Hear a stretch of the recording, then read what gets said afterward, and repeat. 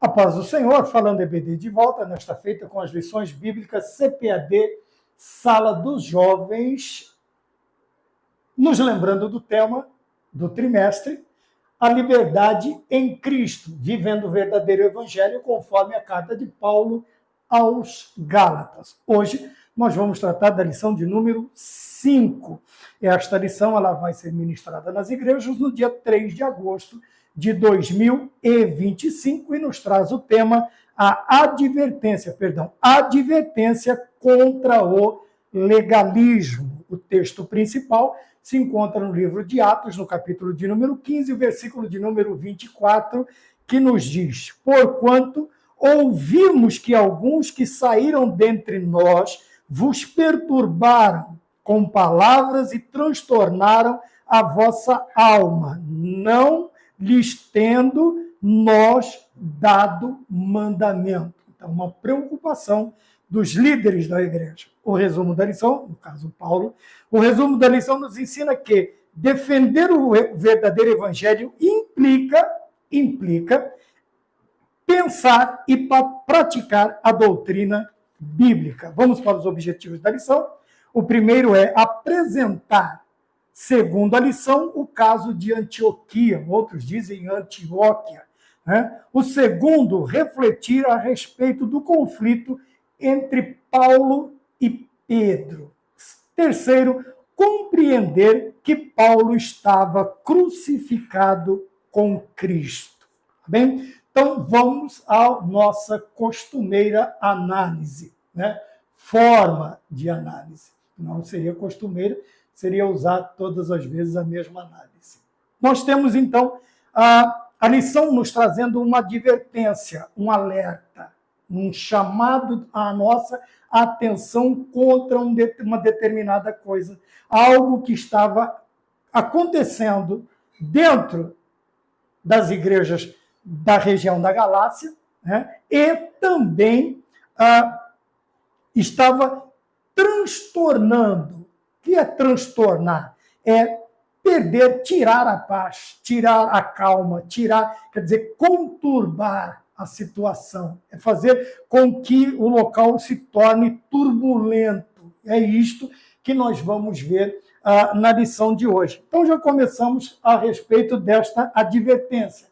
Contra o quê? Paulo estava chamando a atenção a que a igreja não fizesse o quê? Veja, não se tornasse uma igreja legalista. O que é o legalismo? É aquele apego, ferrenho aos costumes, às leis, a determinadas informações, vamos dizer assim, a determinadas práticas, ao invés de nos prendermos aos ensinamentos que elas nos trazem. No caso dos legalistas, Paulo está chamando a atenção da igreja da Galácia sobre o quê? Aqueles que estavam subvertendo a graça de nosso Senhor Jesus Cristo através do Evangelho por leis que foram dadas a Moisés para os judeus. Quer dizer que eles estavam atrelando a salvação à observância de alguns costumes da lei, de algumas ordenanças da lei, que não foi dada à igreja, foi dada aos judeus. Então, o que é um legalista? Mas aí nós podemos ter uma pergunta. Existem legalistas dentro das nossas igrejas? É lógico que tem. É lógico. São aqueles que são apegados, com unhas e dentes vamos chamar assim, a costumes, a doutrinas secundárias, aos costumes da igreja, aos costumes que são locais. E eles fazem disto a observância de tais costumes a um complemento para a obra salvífica, vicária de nosso Senhor e Salvador Jesus Cristo. E isto está estritamente errado.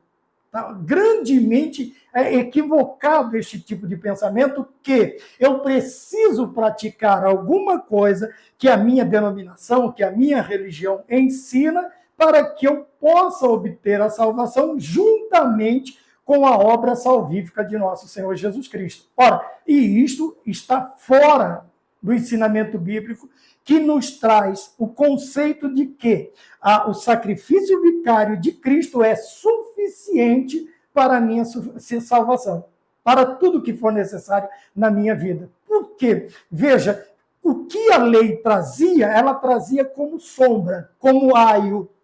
Tá? Ela trazia, eu acho que eu coloquei aqui em algum lugar esta visão.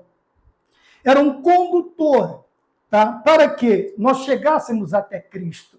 E dentro destas figuras, destes tipos, eles representavam o antitipo, que era o nosso Senhor e Salvador Jesus Cristo. Nós vamos ver o Cordeiro do sacrifício, nós vamos ver o Cordeiro de Deus que tira o pecado do mundo, nós vamos ver o tabernáculo no meio do povo, nós vamos ver Cristo agora encarnado no meio do povo, o Logos, a palavra que tomou forma de homem, que encarnou e habitou entre nós. Então nós vamos ver que a lei ela tinha por finalidade nos trazer, nos conduzir, acho que pus desse lado aqui, como um aio, com aquele escravo que cuidava dos filhos do seu senhor com a própria vida, para que eles fossem os seus pais, viveriam suas vidas, e aqueles aios, aqueles criados, eles conduziam, cuidavam na hora do estudo, na hora da merenda, na hora da diversão. Então, a vida destes aios dependiam da vida dos filhos dos seus senhores. Tá? Um condutor, um escravo, aquele escravo que conduzia. Tá bem? Então, o legalista existe nos dias de hoje? Infelizmente, existe. Os legalistas, eles são somente judeus? Hoje? Não.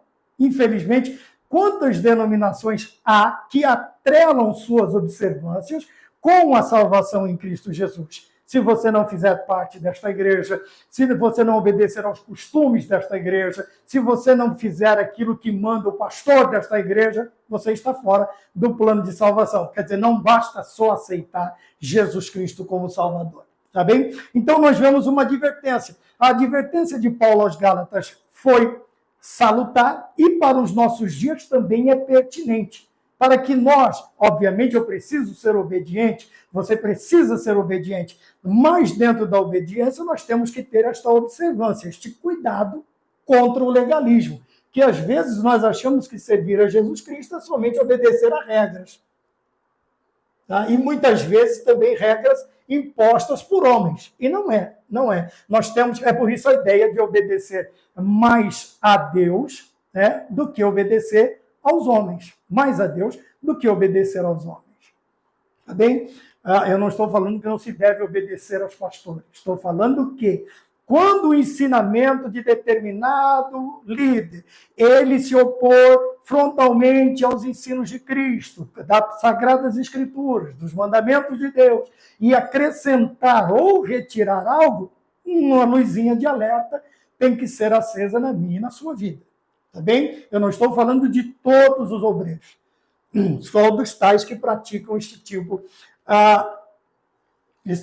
de coerção espiritual. Vamos chamar, é uma palavra que está em voga, coerção, né? Coerção espiritual.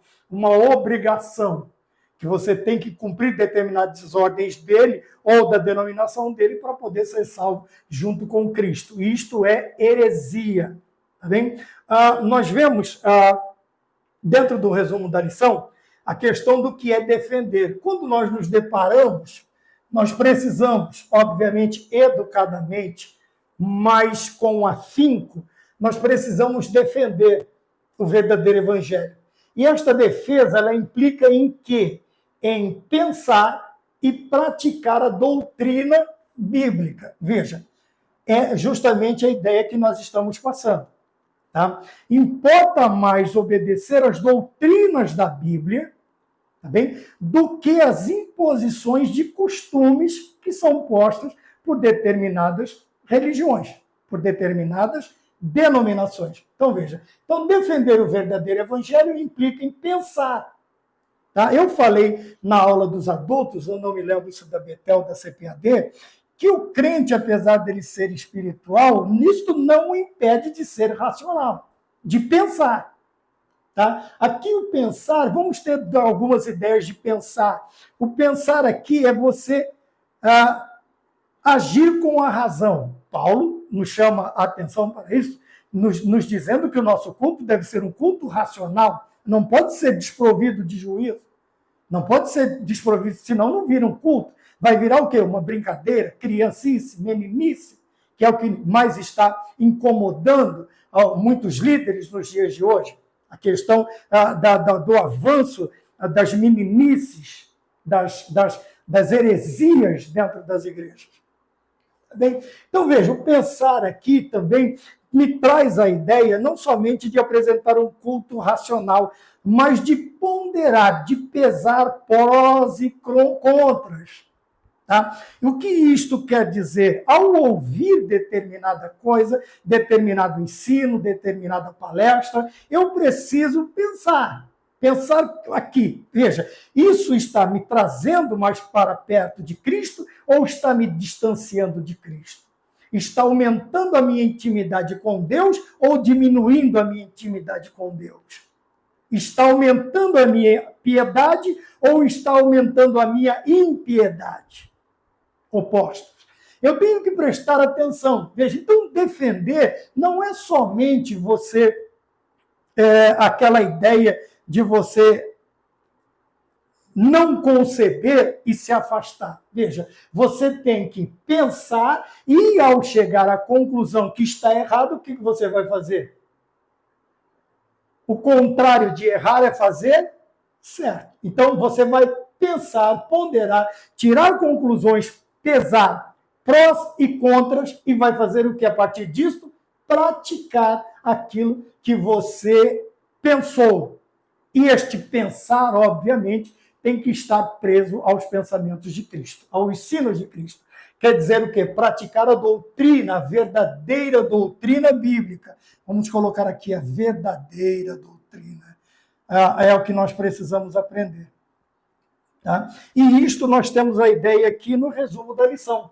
Quer dizer, a lição ela quer nos chamar a atenção para isto, que defender o evangelho verdadeiro implica uma implicação, tá? Vamos dizer, quase uma ordem,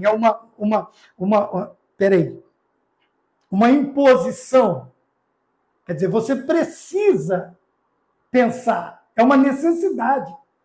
Veja, não é porque somos cristãos que nós vamos abraçando tudo que ouvimos. Paulo, quando vai elogiar uma determinada igreja, ele fala sobre isso. Veja, eu acabo de pregar, eles vão para casa ver se o que eu estou falando está certo ou está errado. Esta é a ideia.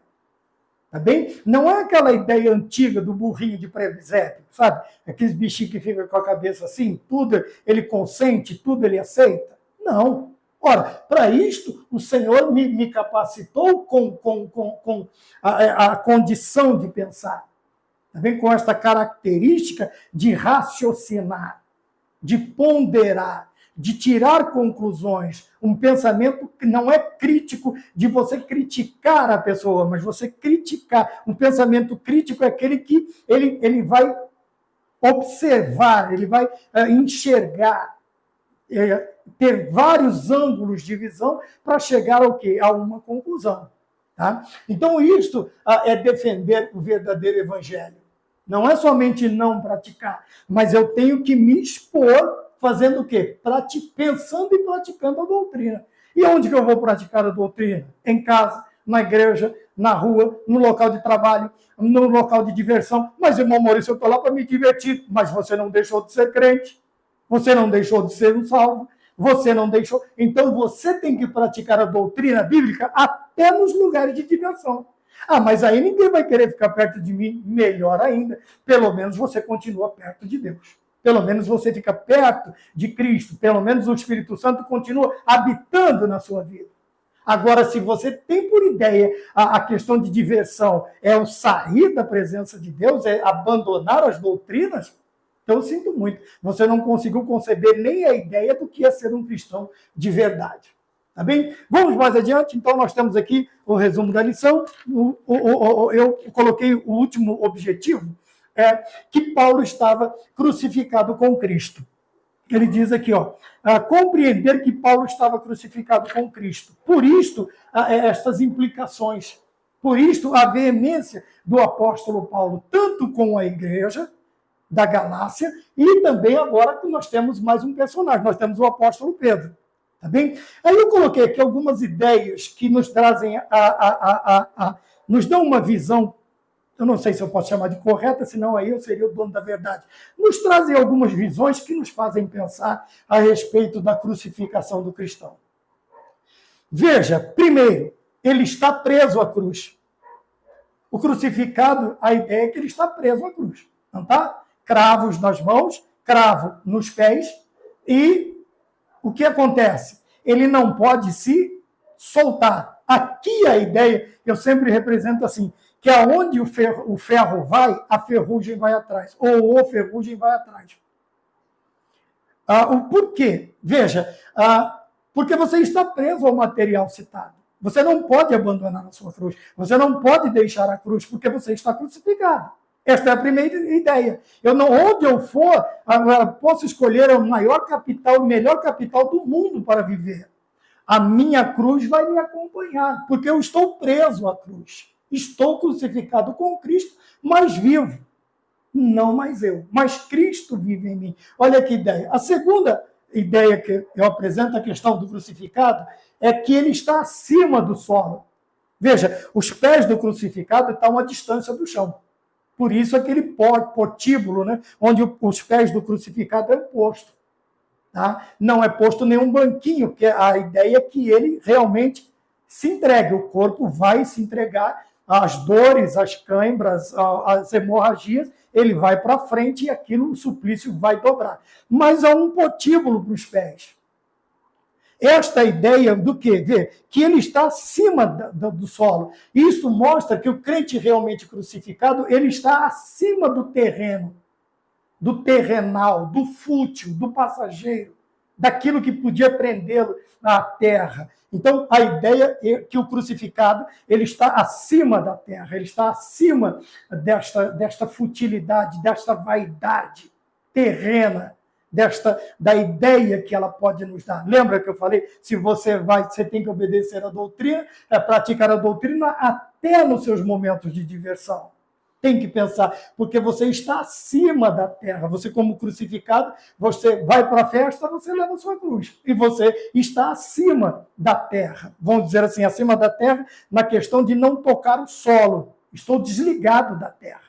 Tá? Estou desligado da terra. Paulo ensina isso, ele diz assim, estando na terra como se nela não vivesse, como se dela não dependesse. Veja, porque senão eu precisaria, ao invés de pensar na santificação, eu teria que morrer, eu não poderia estar aqui na terra mais, nós não poderíamos estar. Então veja, o crucificado está preso à cruz, onde ele vai, a cruz vai atrás, ele está acima da terra, da vaidade, dos conceitos mundanos, e ele, outra coisa interessante, ele não pode olhar para trás.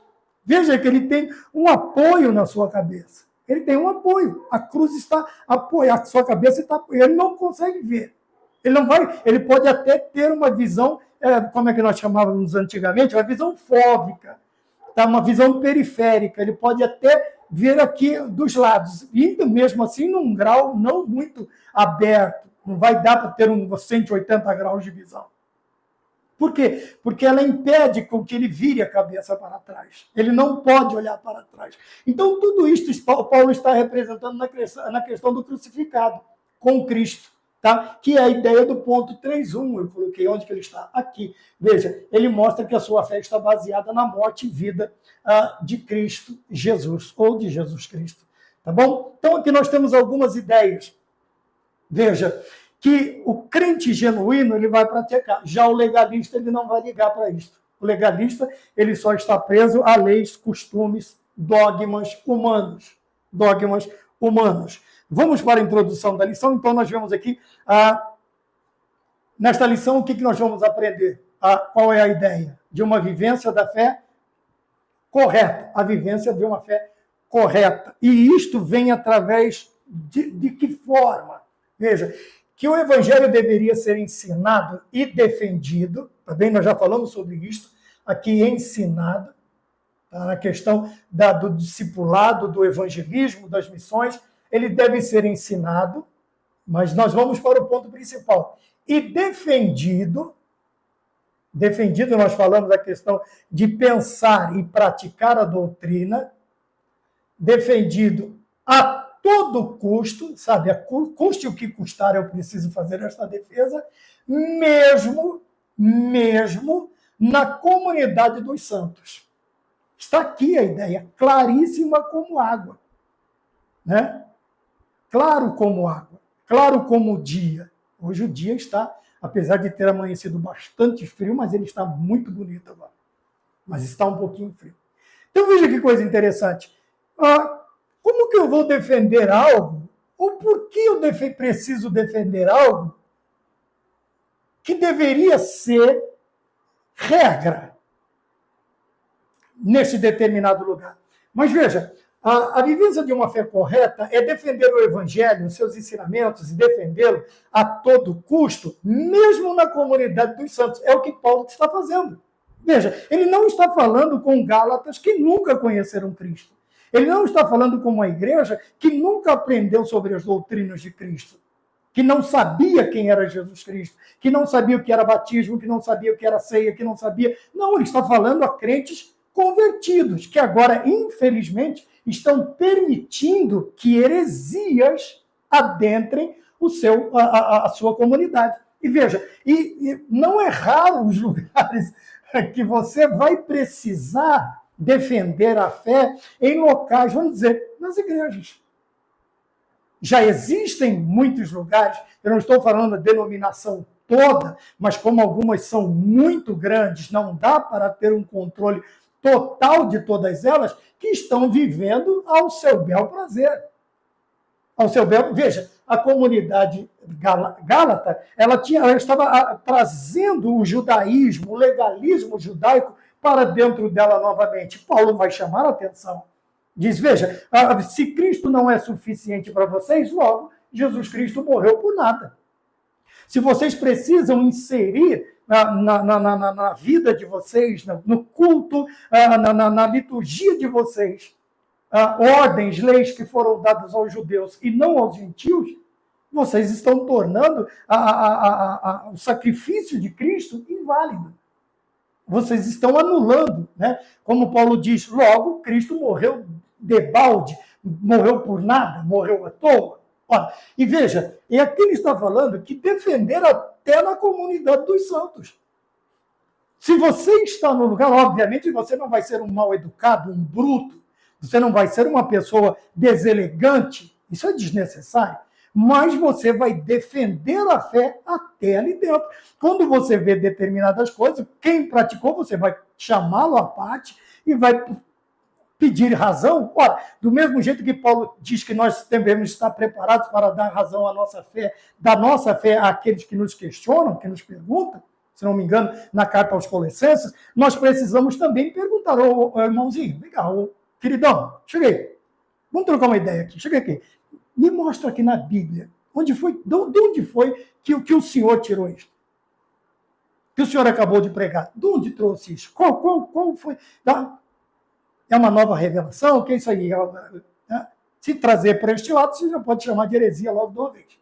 Então você vai pedir razão, obviamente. E dentro deste pedir razão, você está fazendo o quê? Você está vivenciando uma fé correta. Porque dentro da comunidade dos santos, pode haver, e há heresias. Há heresias que nós precisamos, biblicamente, refutá-las. Com fatos bíblicos, com a doutrina de Cristo, com a doutrina da Bíblia, com as escrituras divinamente inspiradas. É onde nós precisamos estar preparados para isso. Tá bem? Mas irmão Maurício, então se eu fizer isso, o que vai acontecer? Fulano, cicrano vai se virar contra mim. Fica tranquilo, porque Eliseu disse assim, maior é o que está conosco do que o que está com eles. Fique tranquilo. Maior é o que está com o crente fiel do que com os hereges. Fique em paz. Tá bom? Ponto de número 1, o caso de Antioquia. Eu vou chamar de Antioquia. Tá? Veja, nós temos a ideia, nos lembra o fato, este caso, que Pedro estava vivendo situações aparentemente inofensivas, eu coloquei aqui, mas que comprometia seriamente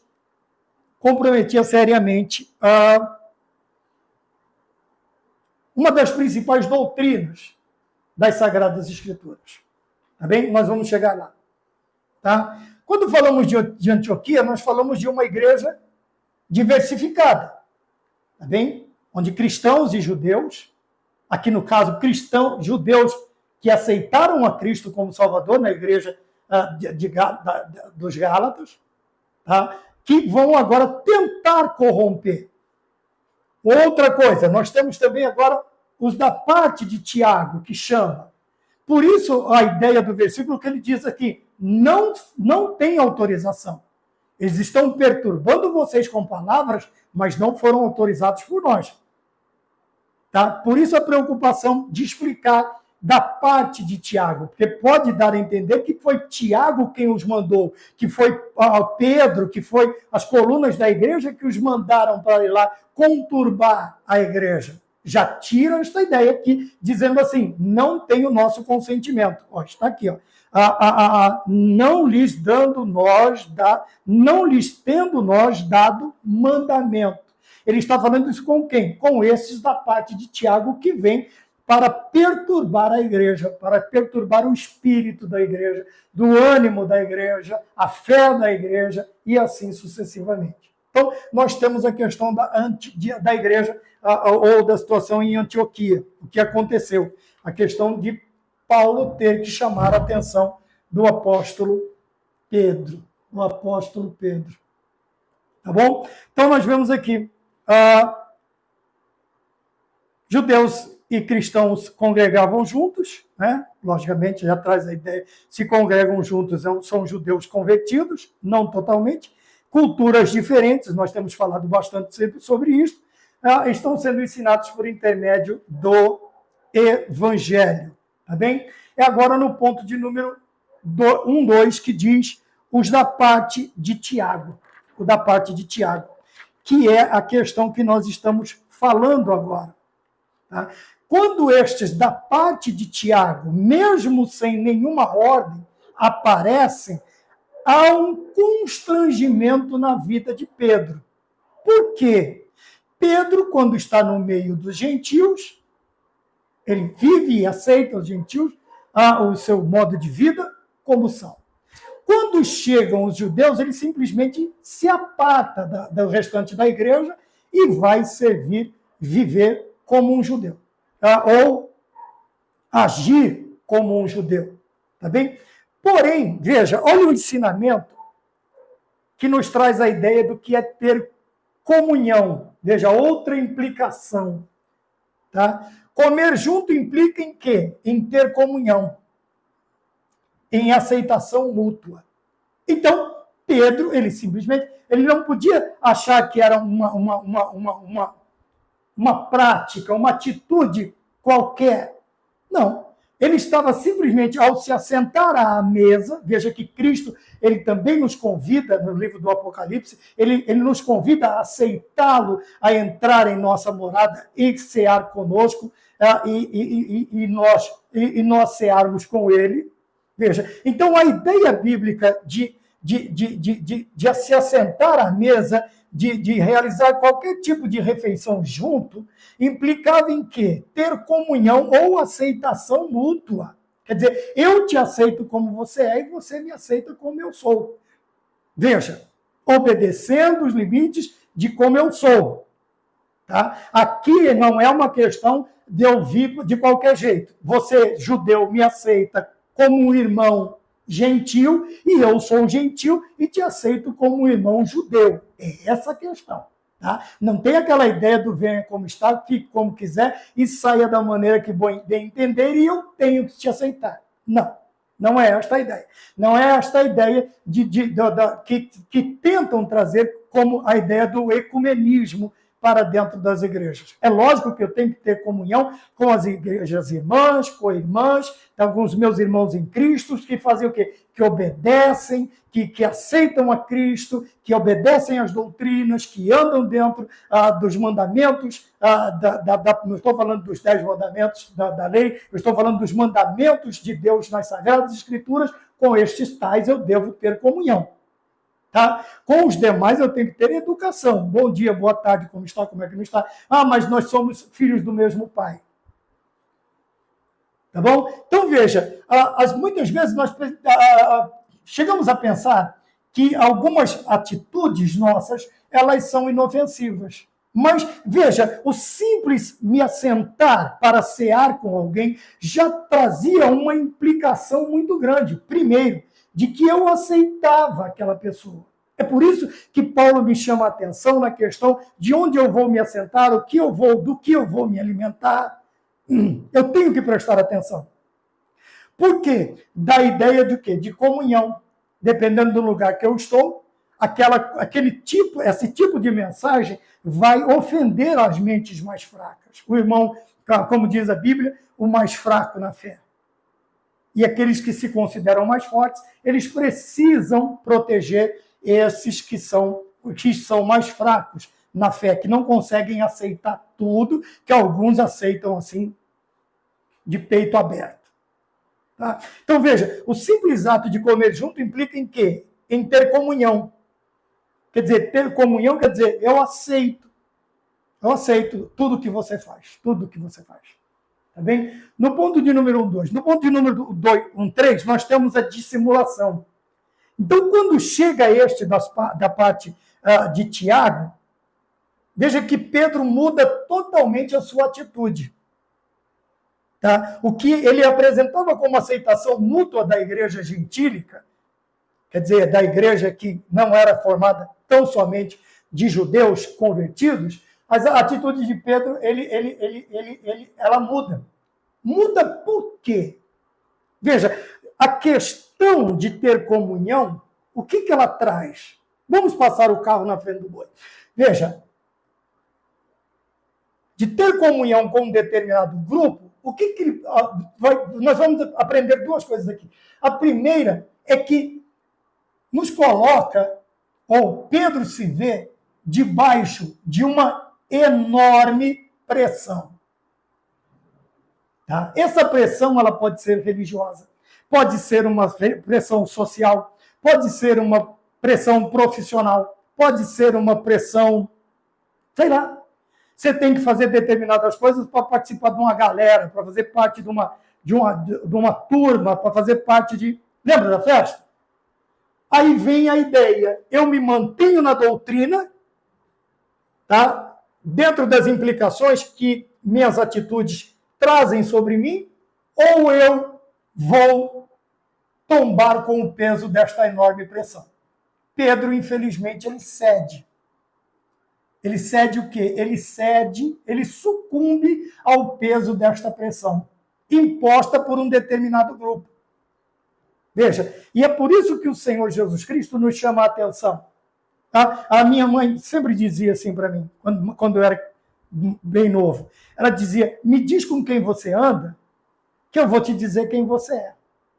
É a mesma coisa numa situação. Você pode ser a melhor pessoa do mundo, mas você for flagrado junto, dentro de um carro, dentro de uma casa, em que aquela casa, aquele carro, aquele local, ele está repleto de ilícitos, se você for pego ali dentro, não interessa quem você é. Você pode ter o nome de João Batista, você pode ter a moral mais ilibada do planeta, até você provar que perna de barata não é serrote, meu amigo.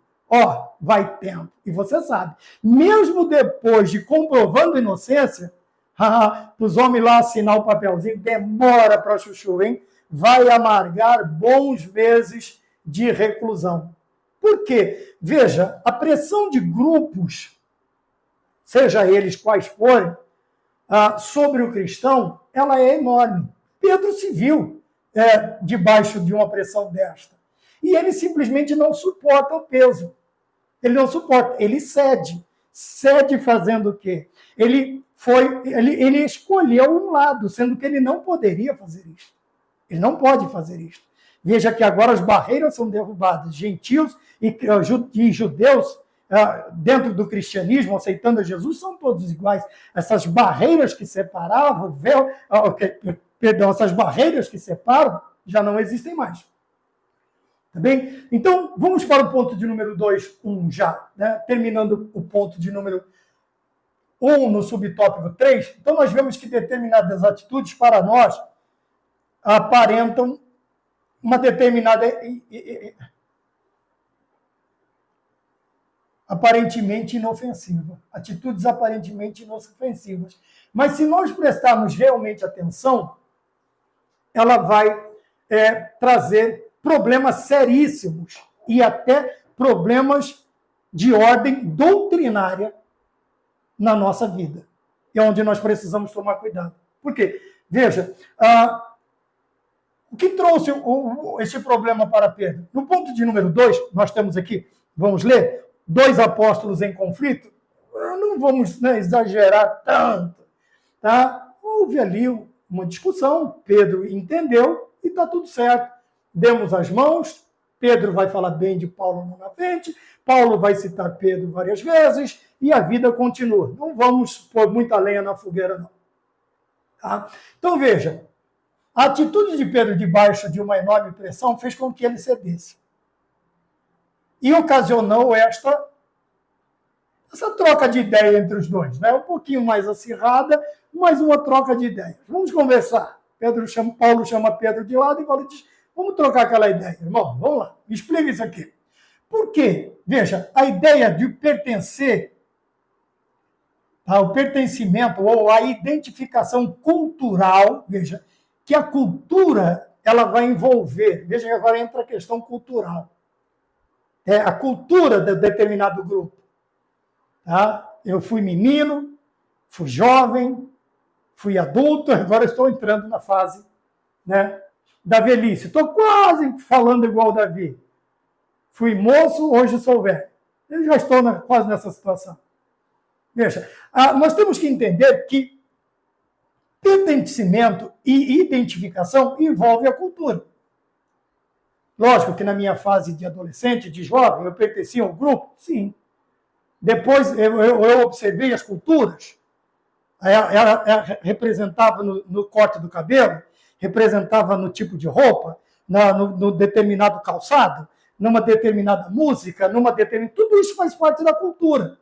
Veja, vestimenta, cultura artística, determinado tipo de música, ou se podemos chamar quase todos de música, é muito difícil.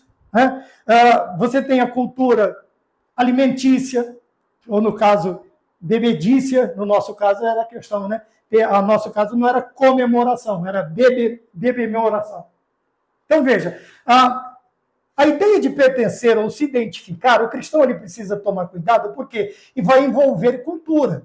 E, obviamente, você, cristão, nos dias de hoje, ou nós, cristãos, nos dias de hoje, nós devemos nos preocupar. Por quê? Veja que o pertencimento ou a identificação vai nos forçar, veja, o peso, a pressão enorme do que de expressarmos este pertencimento através da cultura do grupo. Seja vestimenta, seja música, seja calçado, seja corte de cabelo, seja isto, ou não cortar o cabelo, é uma infinidade de coisas. Então, veja, pode gerar uma grande pressão sobre a pessoa. E o cristão, principalmente na faixa etária que nós estamos tratando, tanto na Conectar Mais Jovens com a lição jovens da CPAD, principalmente esta faixa etária, ela sofre pressões enormes de várias partes. Não é somente lá fora. Tem pressão dentro de casa, tem a pressão na igreja, tem a pressão lá fora, tem a pressão no colégio, no trabalho, nisto, naquilo. Né? Às vezes, na pressão sentimental, se quiser namorar comigo, vai ter que andar desse jeito. A conclusão é, veja, ceder ou não ceder, eis a questão. O outro dizia outra coisa. Mas O problema é você estar crucificado com Cristo a tal ponto de que estas pressões externas, elas não ocasionem a sua queda, o seu ceder, não ocasione o seu sucumbir ao peso destas pressões. Por isto, até mesmo dentro da igreja, tem aqueles que vai dizer para o jovem, para você andar com a gente, irmão, vai chamar até de irmão, parecem até irmãos. Mas lá fora, ó, a gente tem o costume disso, papai não está vendo, a mamãe não está vendo, pastor não está vendo, então aqui, para andar com a gente, tem que fazer tal coisa. O que você vai fazer? Eu vou deixar a pergunta no ar, eu respondo para Deus, você responde para Deus. Então o problema aqui está, veja, o que ocasionou este conflito entre os dois apóstolos? Veja, é simplesmente que a cultura judaica pesava muito ainda sobre a vida de Pedro. E esta pressão fez com que ele cedesse. Então nós precisamos também, veja, e tem a ideia da cultura. Então nós precisamos hoje pensar nisto. Senhor professor, senhor superintendente, senhor pastor, faça com que os jovens da igreja pensem nisso.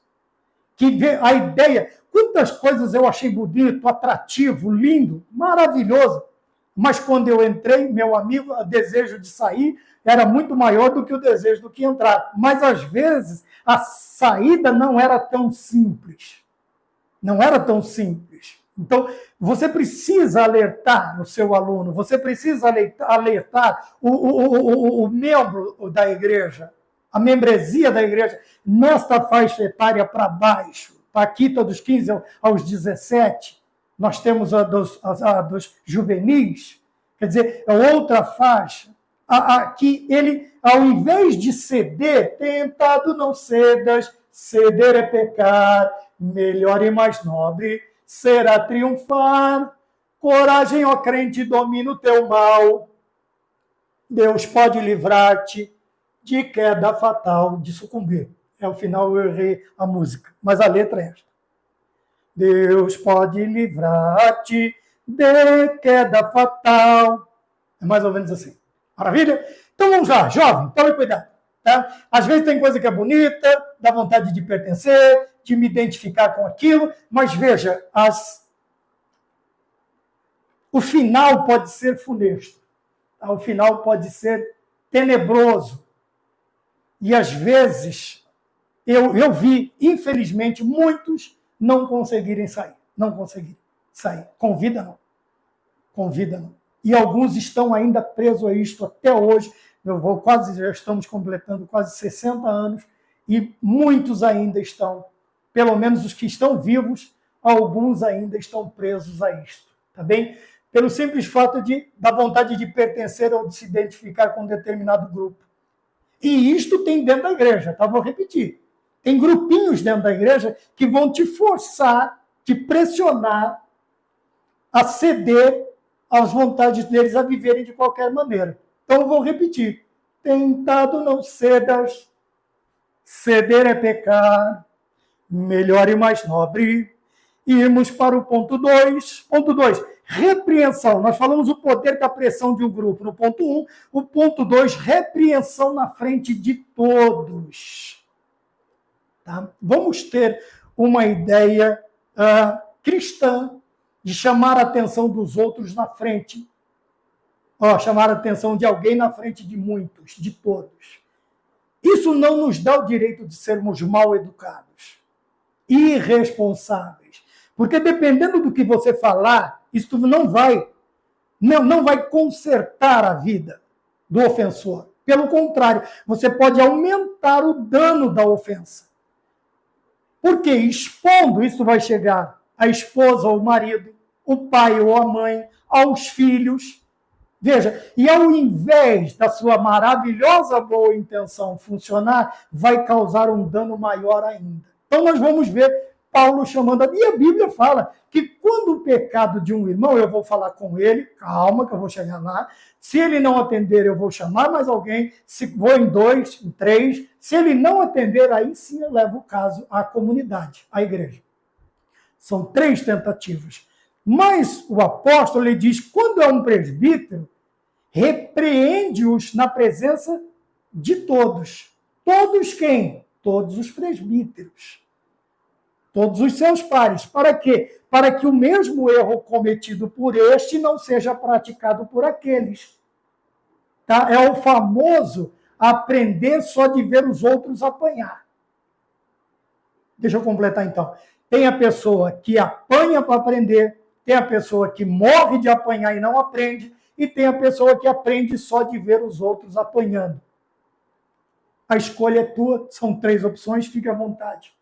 Tá bom? Eu te aconselharia, se fosse bom, como diz o povo aí fora, se o conselho fosse bom, não se dava, vendia, mas eu quero te aconselhar a aprender só de ver. Se deu errado para ele, irmão, vai dar errado com você também. Se deu ruim, né, jovem? Se deu ruim para ele, vai dar ruim para você também. Você não é diferente, não é nenhum super-homem, então tome cuidado. Tá? Então, nós estamos falando no ponto de número 2.2, repreensão na frente de todos. Esta pausa foi só para nós explicarmos a questão. Tá?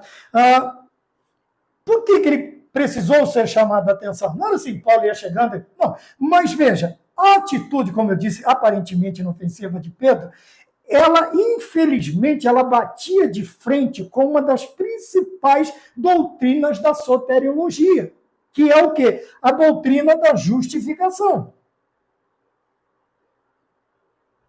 Da justificação pela fé. Então, veja, ele estava mediante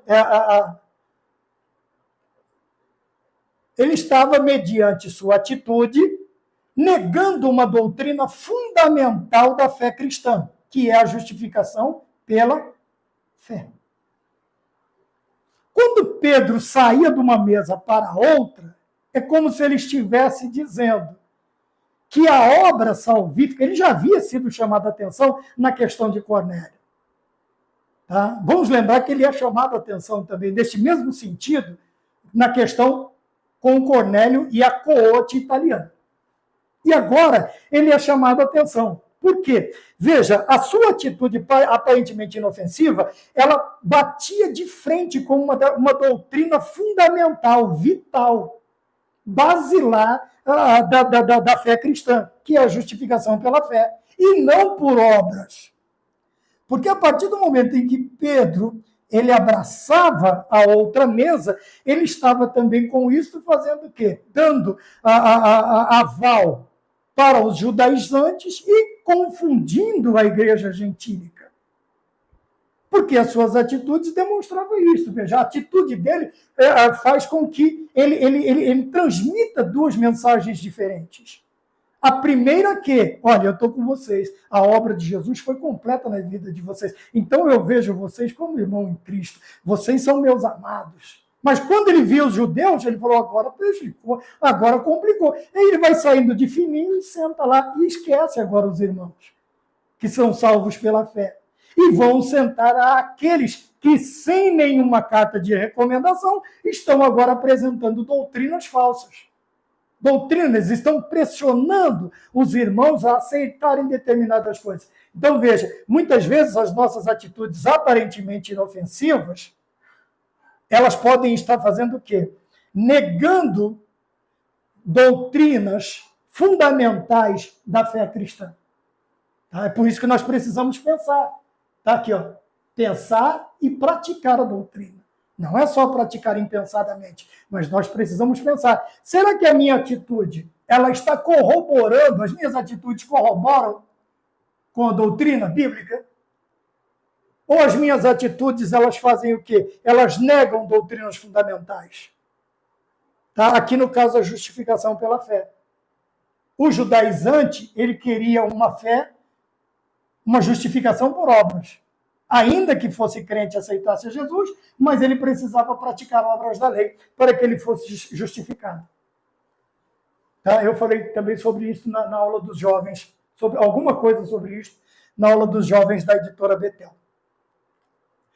Então, quando nós vamos fazer, vamos nos comportar, vamos agir, nós precisamos tomar cuidado com isso aqui. A minha atitude está glorificando a Deus ou está negando a Deus na minha vida?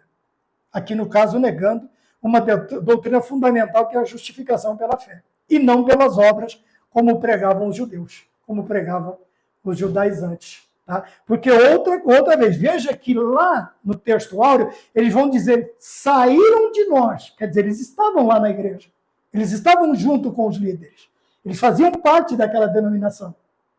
Mas eles saíram daqui, eu sei que eles estão aí, incomodando vocês, sem ordem nossa. Sem ordem nossa. Então veja que, para ser recebido deste jeito, eles trazem o nome do quê? Os da parte de Tiago. De Tiago. Então, nós muitas vezes precisamos, ou muitas vezes não, todas as vezes, eu preciso pensar nas minhas atitudes. Tá?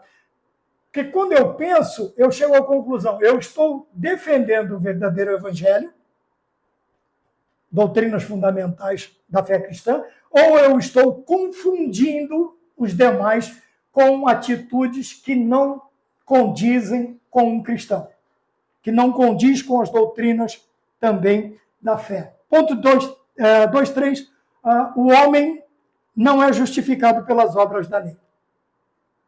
E agora Paulo vai explicar a situação, tá? Sobre a justificação. Vai explicar para os Gálatas, vai explicar para nós e vai explicar para a igreja até a volta de nosso Senhor Jesus Cristo. Por que o homem não é justificado pelas obras da lei? Veja, quando falamos de justificação, de expiação, nós estamos falando de um pagamento de dívida. Que dívida é esta? Que nós tínhamos desde o princípio, que nós herdamos essa dívida dos nossos pais. É por isso que o hino diz assim, o hino de número 15, ele não diz os meus pecados, ele diz o meu pecado, no singular. Tá bem? Eu vou lembrar da estrofe agora e daqui a pouco, agora não, vou lembrar e a hora que eu lembrar, se der tempo, eu falo aqui. Tá? Então, o que nós precisamos pensar? Por que eu não consigo? A lei não pode me justificar. Porque a dívida que eu tinha, ou que nós temos, alguns de nós tinham, porque o Senhor as pagou, nós não podemos, de maneira nenhuma, principalmente pela força da lei, pelas obras da lei, eu não posso pagar esta dívida. Por quê? Para pagar esta dívida, eu tenho que cumprir todos os mandamentos. E a Bíblia me diz que falhando em um, logo eu falharia em todos. É isto que a lei está tentando mostrar. Que eu não posso, mediante legalismos, tá? Métodos legais, quer dizer, de lei, eu não posso pagar, eu não tenho como pagar. Então, qual era a ideia? Que ao olhar para a lei, eu entendesse que somente através da fé em Cristo ou da fé em Deus é que meus pecados seriam perdoados. Eu poderia sacrificar um novilho por dia, impondo as mãos sobre a cabeça dele, ou não, ou entregando para ser sacrificado, que os meus pecados não estão. O que é que mostraria ali? Não está em você derramar o sangue do sacrifício, mas você acreditar que a tua atitude na presença de Deus, quer dizer, o teu sacrifício ele vai chegar como cheiro suave na presença do Senhor. Então, por que a lei não pode perdoar pecados? Por que a lei, veja, não pode justificar o homem? Porque ela simplesmente não pode, ela não tem como pagar a sua dívida. A sua dívida. A lei não, ela te ensina como. Mas não olhando aqui a um palmo do nariz, olhando para o futuro. Tá bem? Onde nós vamos falar aqui sobre o aio, sobre a lei como condutora. Tá? Tanto é que o conduzir aqui, o verbo está conduzia no passado. Já o sacrifício de Cristo conduz, presente e contínuo. Então nós temos a ideia do quê? Primeiro, os nossos pecados são uma dívida que não podemos pagar, nem por obras da carne, e nem por obras da lei. Somente pela fé em Cristo, além de ser um peso insuportável na nossa vida. Tá? Se Pedro sucumbiu a uma pressão cultural, a uma pressão social, imagina o peso do pecado, quantos não sucumbem, quantos não cedem, quantos não caem por causa deste imenso peso. É por isso que Cristo nos convida, em Mateus capítulo 11, versículo 28 a 30, a vir a todos os que estão cansados. Venham a mim, vós que estáis cansados e oprimidos, e eu vos aliviarei. Eu vos aliviarei. Veja que não tem como tirar o peso do pecado e pendurar numa árvore. Jesus Cristo vai trocar este fardo. Pega o fardo nosso do pecado e coloca sobre nós o seu que é. E aprender, ele diz, aprendei de mim que sou manso e suave. Tá? Se eu não estiver confundindo as palavras, porque vai chegando uma hora que você começa a confundir. Tá bem? Vinde a mim todos vós que estáis cansados e oprimidos, e eu vos aliviarei. Tomai o meu fardo que é leve, e assim sucessivamente. Então, veja, é a troca, tá bem? A justificação. Então, Jesus Cristo me justifica. É um condenado sendo trocado por um que não tem condenação, que não tem crime, que não tem nada, que comprometa a sua liberdade e a sua índole. Então, ele simplesmente troca, e ele me justifica. Romanos capítulo 5, versículo 1. Eu sou justificado pela fé em Cristo Jesus. E tendo sido justificado, eu tenho paz com Deus. E esta paz você só adquire quando? Quando você tem pago a sua dívida com Deus. Com Deus. E esta dívida só pode ser paga mediante aquele, como é que é o nome? Aquele comprovante, aquela cédula, a Bíblia diz, aquela cédula, aquela nota promissória que era contra nós. Então, Cristo vai lá e apresenta. Ele diz, está vendo aqui, a dívida dele eu paguei. Não paguei com prata, Pedro disse, nem com prata, nem com ouro, mas eu paguei com o meu precioso sangue. Está bem? Incontaminado. Então, por que a lei não pode justificar? Porque ela não tem como pagar a minha dívida. Ela mostra a minha dívida, ela mostra o caminho, mas ela não pode pagar. É o que nós vamos ver aqui. Então, no tópico 3.1 está assim. O teu pecado... 3. Estou crucificado com Cristo. É o último tópico que nós vamos falar. Então, mostra que a sua fé... Lembra aqui? 3 situações do crucificado. Então, mostra que a sua fé está baseada na morte e na vida de nosso Senhor Jesus Cristo. É a sua justificativa. É a sua justificação. Não está baseado na morte e vida de Paulo, na morte e vida de Moisés, na morte, na vida da lei. Não, está baseado na morte e vida de nosso Senhor Jesus Cristo. Então, vamos mais adiante para nós terminarmos aqui. Ponto 3.2. Veja, a fé está baseada o quê? Na morte e na vida de nosso Senhor Jesus Cristo. Quer dizer, em toda a sua obra, através dos tempos, e também na obra de Cristo na face da terra. Ponto 3.2. A fé no Filho de Deus. Veja que a fé tem que ser direcionada para Jesus. Por quê? Porque a lei de Moisés conduzia, era o aio. Lembra que eu já expliquei lá no início? A lei nos trouxe até Cristo. Ela nos mostrou Cristo. E agora ela nos apresenta Cristo. Cristo é o cumprimento da lei. Não estou falando que ele abrogou, mas cumpriu a lei. Tá bem? Isto me dá o direito, me outorga o direito de eu não viver mais sob o peso da lei, sob a obrigação de cumprir a lei, porque Cristo já fez isso por mim. É a mesma coisa que eu pegar uma cruz, colocar nas costas e sair carregando num determinado dia. Ora, Jesus Cristo já fez isso. Para que eu vou fazer isso? Uma forma de gratidão. Então, você quer ser grato a isto? Aceite-o. Receba o presente, a dádiva, o dom divino, o dom de Deus que é Cristo Jesus. Não fazendo determinados espetáculos, sacrifícios, que nada mais passam de insultos a Deus. Deus vai falar assim, você vai me pagar com uma coisa que eu já fiz, que eu já tenho? Ora, é um insulto isto. Então veja, a lei de Moisés conduzia, porque Cristo nasceu, viveu, morreu e ressuscitou. Por isso aqui o verbo está no passado. Conduzia, ela fez a sua parte, ela nos trouxe até Cristo.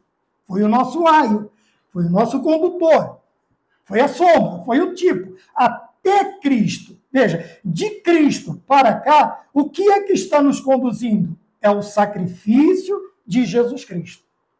Tá? Veja, a lei nos traz até Cristo e Cristo nos conduz a Deus através do quê? Do seu sacrifício vicário. Simples, claro, objetivo, qualquer um pode entender, é só querer. Também é só buscar a Deus, é só esvaziar-se de si mesmo, deixar de querer achar que você pode fazer alguma coisa importante para ajudar Deus. Não pode, não pode. Então veja, a lei nos conduz até Cristo e o sacrifício de Cristo nos conduz a Deus. Ponto. Qual que era a ideia desde o princípio? Qual que é a ideia desde o princípio com a criação do homem? Adorar a Deus e ter prazer nele. Em outras versões, né, como está lá no catecismo, diz adorar a Deus e gozá-lo eternamente. Quer dizer, você precisa ter esta ideia, tá bem? Então a lei, ela cumpriu a sua função, ela não precisa mais. Por quê? Esse cortar de caminho aqui não funciona. Tá? Sair da lei, usar a lei para chegar a Deus, não tem como. Por quê? Veja, a lei falou assim, eu não posso fazer nada por vocês, mas eu vou levar vocês até quem pode. Quem pode? Cristo. Chegou aqui, Cristo falou, obrigado, lei, obrigado, cumpri, você está tranquilo, agora eu é quem vou conduzir os filhos de Deus até ele através do meu sacrifício. Sacrifício esse que é tipificado, que é sombra, muitas vezes no Antigo Testamento. Que é a ideia do quê? De um sacrifício vicário, substitutivo. De um sacrifício que o justo morre pelo injusto, desde o princípio. Adão e Eva pecaram. Quem é que pagou o preço? Ora, foi o cordeirinho que foi morto para fazer vestimenta para os dois. Justificativa. Cobriu a nudez. Eles foram na ideia de cobrir com o que eles tinham. Não valeu, não adiantava. Deus não aceitou. Então, qual seria o processo? Um justo pelo injusto. Um substitutivo. Um substituto. Cristo nos substituiu na cruz. Porque as nossas justificativas e as obras da lei não podem fazer isto e não puderam fazer isto por nós. Por isto, Cristo é o sacrifício que nos conduz a Deus. É o Cordeiro Pascal. É o Cordeiro de Deus que tira o pecado do mundo. Terceiro e último, né?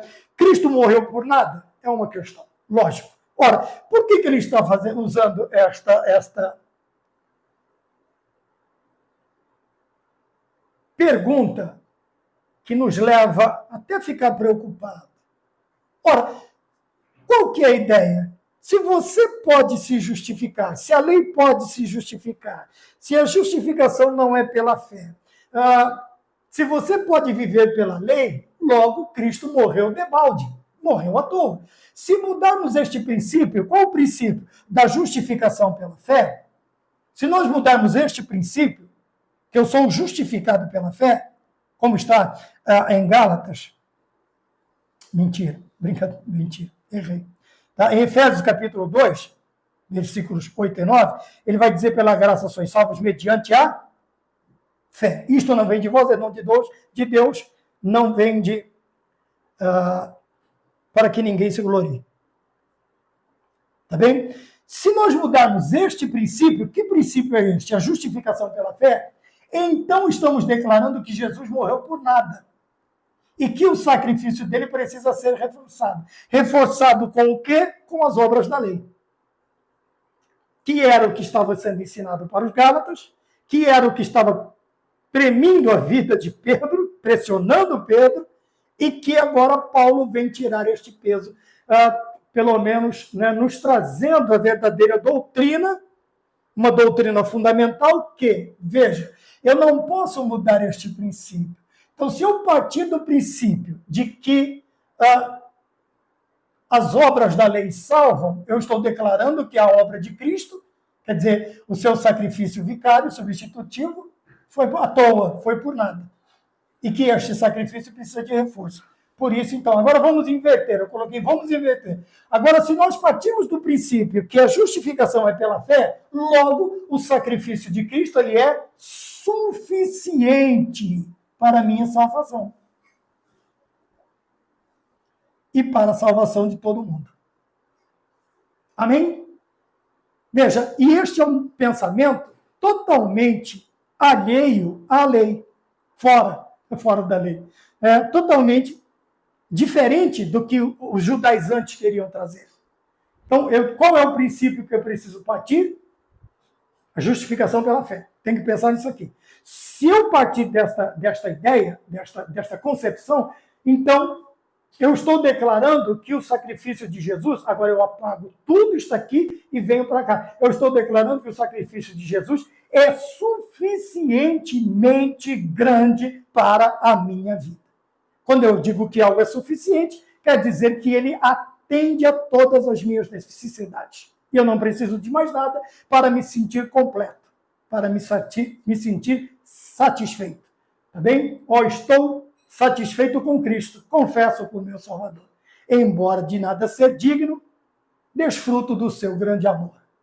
Justificação pela fé. Amém? Então que Deus nos abençoe. Até a próxima aula. Espero ter contribuído. Falamos sobre a lição de número 5, advertência contra o legalismo.